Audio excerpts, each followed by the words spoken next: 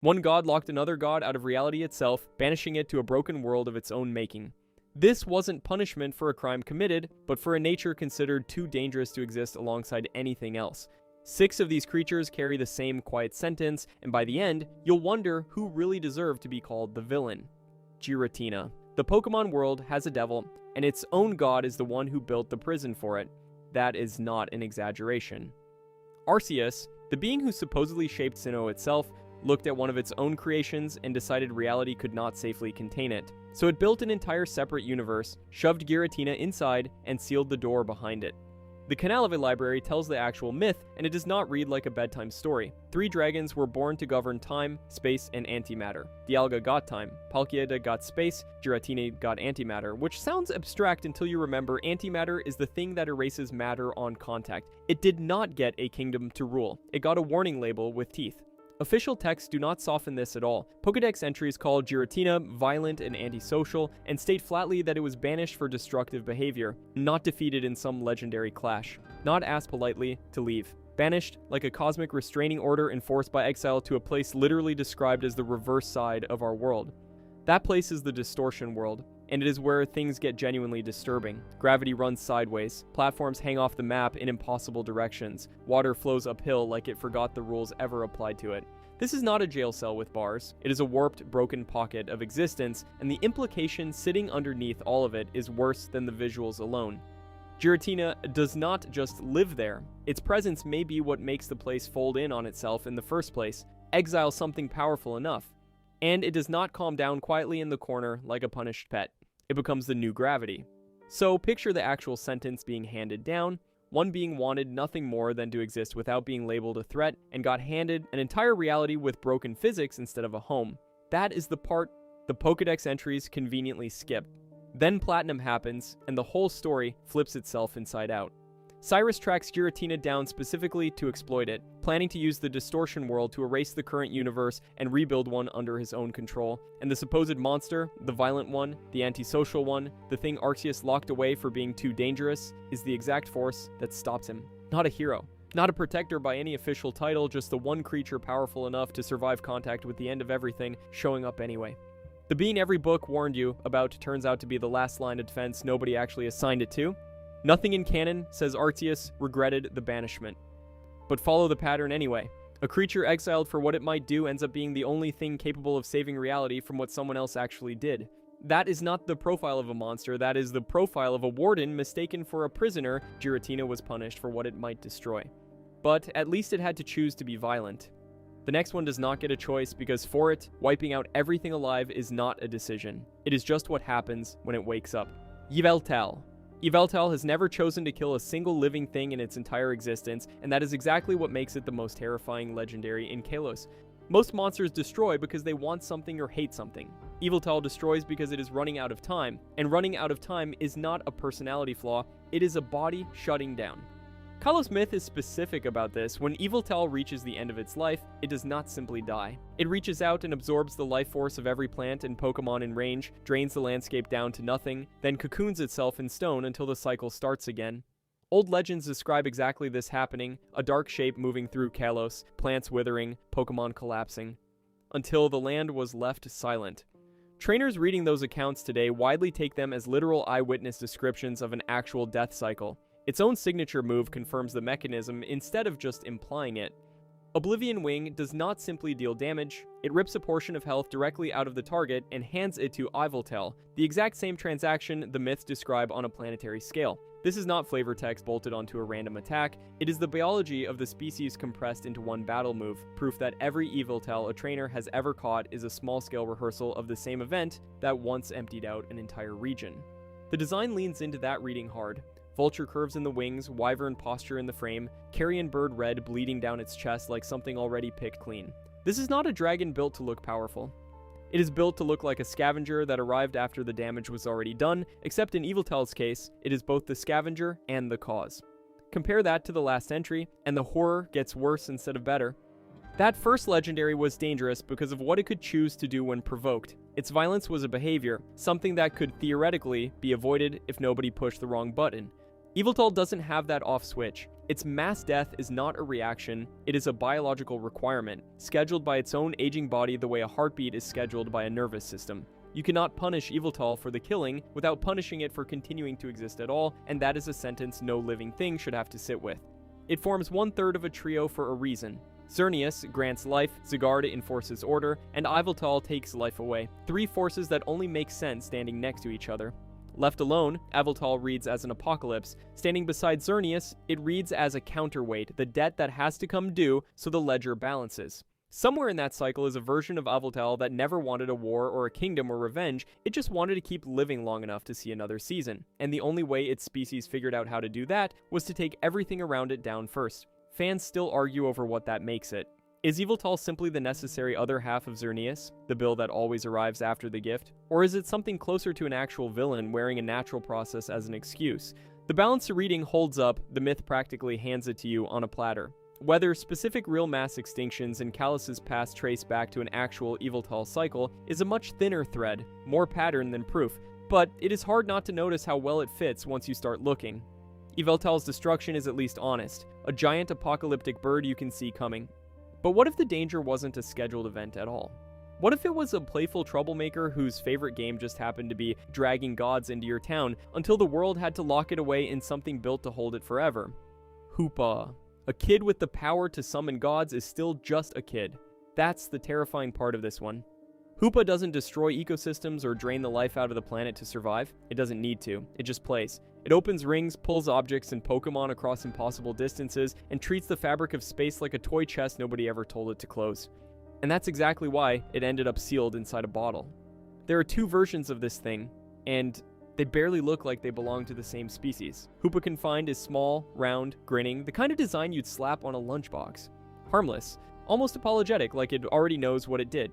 Hoopa Unbound is a 6-armed nightmare with a face like a demon mask, strong enough to physically overpower legendaries that entire regions treat as gods. Same creature. Opposite verdicts, you could put the 2 side by side and nobody would guess they shared a name. The legend escalates fast, and it does not slow down once it gets going. What starts as a party trick tossing objects through rings just to watch them land somewhere else turns into something far more dangerous once Hoopa realizes it can pull actual legendary Pokémon through those same rings. It starts hoarding them, summoning them like party guests nobody invited, then forgetting it ever invited them at all. In Hoopa and the Clash of Ages, Unbound Hoopa rips a desert town apart and calls in a swarm of legendaries just to prove it can. And the destruction is bad enough that the only fix anyone can come up with is locking it away in a container built specifically to cage a god, not exile, not death, a bottle. Compare that to the last 2 entries and the pattern gets uncomfortable fast. Every death cycle or destructive impulse covered so far came wrapped in necessity, a creature doing something monstrous because its biology demanded it. Hoopa doesn't get that excuse. Nothing forces it to summon an army of legendaries into a town square. It does it because it's fun, because it's curious, because it's a kid who got handed a key to every door in the universe and nobody ever told it which ones to leave shut. Confined Hoopa seems to know this. It's remorseful, playful, small, almost like it shrunk itself down on purpose as an apology it can't say out loud. Unbound Hoopa is simply what happens when nobody's around to remind it to stop. Some fans read Hoopa's whole design as a genie myth wearing a Pokémon costume, a wish-granting trickster pulled straight from folklore who ends up trapped in the very object it once used as a toy. Nothing in canon confirms that reading outright. But the imprisonment fits the myth so cleanly it's hard to call it coincidence. Whether an actual god sealed Hoopa away, whether it was Arceus or some other cosmic authority stepping in to shut the rings down for good, the games never say outright. But the logic writes itself anyway. Something powerful enough to override a legendary's will does not get contained by a fishing village armed with pitchforks and good intentions. Somebody, or something, with real authority had to step in and slam the lid shut. Strip away the chaos and what's left is almost sad. Somewhere in Kalos, there's a version of Hoopa that just wanted to keep opening doors, and the only reward the world could offer it was a lid. A kid who never got told no until the day the entire world said it at once. Hoopa was locked in a bottle for what it did with its power. The next one lost its power entirely, and to get it back, it didn't summon gods. It stole them, climbing inside their bodies and wearing them like armor. Necrozma. Necrozma does not ask permission before it climbs inside another god's body. It just does it in broad daylight while that god screams. That is not a metaphor. In Ultrasun and Ultramoon, Necrozma physically forces itself onto Solgaleo or Lunala, merging with them to create Duskmane and Dawnwing's Necrozma. The game frames it as violent and unnatural, a hostile takeover of another being's flesh. Solgaleo and Lunala do not volunteer. They do not get a vote. They get overwritten. To understand why, you have to go back further than the fusion itself.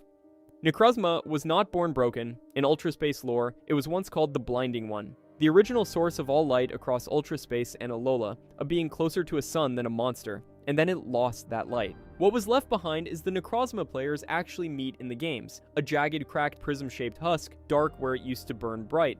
A being that used to be everything's source of light does not just quietly accept becoming nothing, so it starts taking light back, from wherever it can get it, no matter who that hurts. It drains Alola, it drains the Ultra Megalopolis, an entire civilization built inside Ultraspace, until that world goes dim and its people are left living in the dark it caused. This is not a monster snacking on a convenient resource. This is a fallen god committing theft on a civilizational scale because it cannot survive without the one thing it used to generate for free. The fusion with Solgaleo or Lunala is the exact same hunger, just wearing a face this time. Necrozma cannot make its own light anymore, so it takes a body that can and forces its way inside without asking.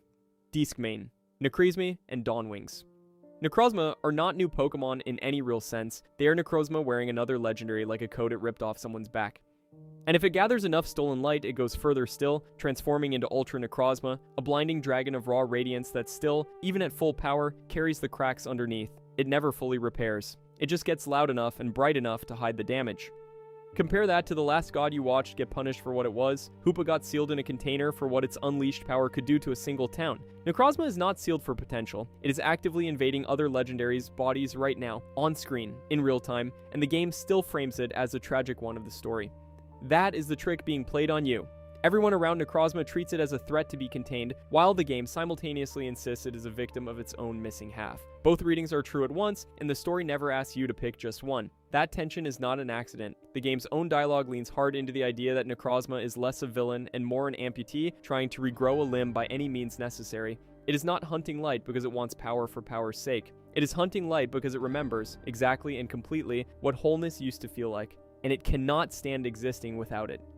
Somewhere underneath the horror movie mechanics of the fusion is just a creature that got torn apart and wants badly to stop being torn apart. That is not evil. That is grief with claws. None of that makes the invasion any less horrifying for Solgaleo or Lunala. Whichever one ends up on the receiving end that day, they lose their own bodies for a while, hijacked by something else's trauma with zero warning. Nobody asked them if that was a fair trade. Nobody ever does. Every legendary before this one got locked away and left alone.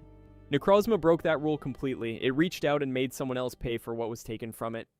But invasion in the open, however brutal, still announces itself the moment it happens. The next one on this list never announces anything at all. It took other bodies by force, screaming the entire time. What comes next does not need force, and it does not need you to notice, because it is already inside you, sitting in the one place you would never think to check, quietly copying everything you do, so it can take it for itself. Marshido. Every other creature on this list got caught, Marshido never has. That is not an accident. It is the entire point of what Marshido is built to do. While gods were getting sealed in bottles and torn into ice and shadow, something much smaller was standing right next to trainers this whole time and nobody ever saw it. Zero sightings, zero encounters. Just a rumor that refused to die, passed around for years without a single confirmed picture to back it up. Marshido is the Gloom Dweller Pokemon, revealed in 2017 and handed out alongside Pokemon, the movie I Choose You. Cute, small, easy to underestimate, that is exactly the design working as intended. A creature this disarming was never going to trigger anyone's guard, and that is precisely the point. You do not brace yourself against something that looks like it belongs in a plush toy aisle. Here's what it actually does. Marshido hides inside the shadows of humans and other Pokemon. It mimics their movements exactly, copying stance for stance, mirroring every motion like a puppet nobody agreed to control.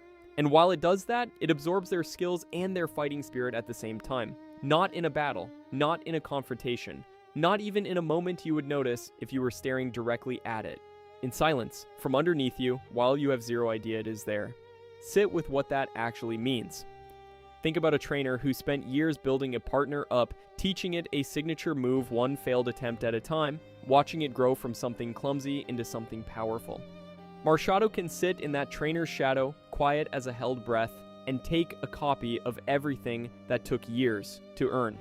The trainer walks away from the encounter never knowing a single thing was taken. No flash, no cry, no dent in the grass. Just a small theft nobody clocked, filed away and never reported because nobody knew there was anything to report. When its fighting spirit is finally drawn all the way out, Marshadow's body ignites into a vivid green flame, and it unleashes its exclusive Z move, soul-stealing 7-star strike. Even the move's name admits what is happening, and it does so with zero subtlety. This is not a fighting style. It is theft with better branding, the kind of branding a very confident lawyer would still struggle to defend in front of an actual judge. It only shows up when light and darkness align with total precision, a shadow lining up exactly right at exactly the right moment, geometry doing what years of hunting never could. Every other legendary on this list needed a war, a sacrifice, a catastrophe to get noticed. Marshadow needs nothing but geometry and patience, no prophecy, no ritual, no last stand, just angles and timing, and the willingness to wait as long as it takes, however long that turns out to be. Fans still argue about what that actually makes it.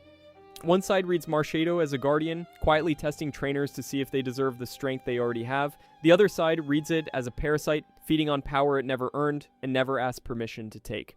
Nothing in the Pokédex settles it either way, so follow the pattern instead. A creature that studies you, copies you, and drains you without ever engaging you directly is not really behaving like a test. A test announces itself eventually. This never does. It is behaving like something that learned a long time ago that visibility is a mistake and built its entire existence around never repeating it, generation after generation, without a single exception on record, and that is the quiet horror underneath the cute face. Every other legend on this list was punished specifically because it could be seen, chased, cornered, contained, sealed away, frozen solid, shattered into pieces. Whatever the punishment happened to be, it required someone to find the thing first. Marshadow figured out the one exploit none of them found. Stay unseen, and there is nothing to punish. No exile, no prison, no seal, no myth written about a battle that never actually happened. Just a small shape in the corner of your shadow, taking a little of what makes you you, and leaving before you ever turn around to check. Every creature so far was defined by what was done to it: exile, sealing, breaking, or the fact that nothing could be done at all. But there's one whose dark origin isn't about a monster's punishment. It's about a king who loved something so much, he brought it back from the dead. Calyrex. Every other legendary in this video lost control of something.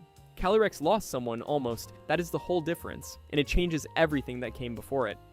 Calyrex rules the Galar region as a benevolent king, worshipped for centuries, paired from the start with a loyal steed that carried it through every story ever told about it. Except the steed was never Calyrex's to begin with. It started as a ruffian, wild and untamed, terrorizing the region long before it ever wore a crowned shadow. Nobody chose it for the job. It just refused to stay out of the way, and Calyrex refused to leave it that way. The steed didn't die and come back wrong, which by the standards of this video is basically a miracle. It got beaten, humbled, and won over, tamed by a king who apparently doesn't do anything halfway. Depending on which emotion shaped that taming, the steed settled into one of two entirely separate identities. Win it over through grief and it becomes Spectrier, a black phantom horse made of pure sorrow, fast enough to outrun death itself, literally allergic to being ridden by anyone who isn't the one who tamed it. Win it over through icy resolve and it becomes Glastrier, slower, heavier, built like a tank wrapped in frost, dragging winter behind every step it takes. Two forms, one wild animal, one king who refused to let a rival stay a rival. Compare that to what you just watched with the fallen light god clawing bodies open to steal back its old power. That was hunger. Plain and desperate. This is something else entirely. Calyrex didn't possess its steed to weaponize it. It didn't drain the world to fuel itself. It just wanted a companion powerful enough to match it, and it broke a wild, dangerous creature down until that creature had no choice but to serve, which, depending on how you look at it, is either the most romantic origin in Pokémon lore, or the most quietly disturbing thing a king has ever done to a horse. Because taming is still domination, no matter how gently the story dresses it up. Something got cornered, overpowered, and permanently reshaped around somebody else's need for company. The steed doesn't exist as its old wild self anymore. It exists now as an echo shaped by whichever emotion won the fight to break it. Sorrow or ice, nothing in between, no room for the animal it used to be. That is not a happy ending. That is a king so unwilling to rule alone that it rewrote a monster into a shape devotion could live inside. Every single creature in this video wanted something painfully ordinary, to keep existing, to reclaim what got taken, to matter to somebody. None of them woke up plotting destruction, not one. They got cornered by power they never asked for, and punished for what they were instead of what they chose. Exiled, sealed, torn in half, hunted across dimensions for crimes that were never really crimes at all. And now you know who was actually writing all of it. Not a jailer god, not the void, not some cosmic court handing down sentences from on high. It was refusal. Somebody or something standing over a loss or a loneliness it never agreed to and deciding the rules didn't apply to it this time. Every dark origin in this video is the same shape wearing a different face, a being told to accept its punishment quietly and choosing not to, again and again in every single story. Calyrex just happens to be the version wearing a crown instead of chains. The steed didn't get a dark origin because something evil happened to it. It got one because the kindest character in this whole story wanted it so badly it broke a wild thing until it stayed, and taming is what love looks like when it refuses to accept an answer it never agreed to. If you enjoyed this video and want to see more, click the video on the screen now.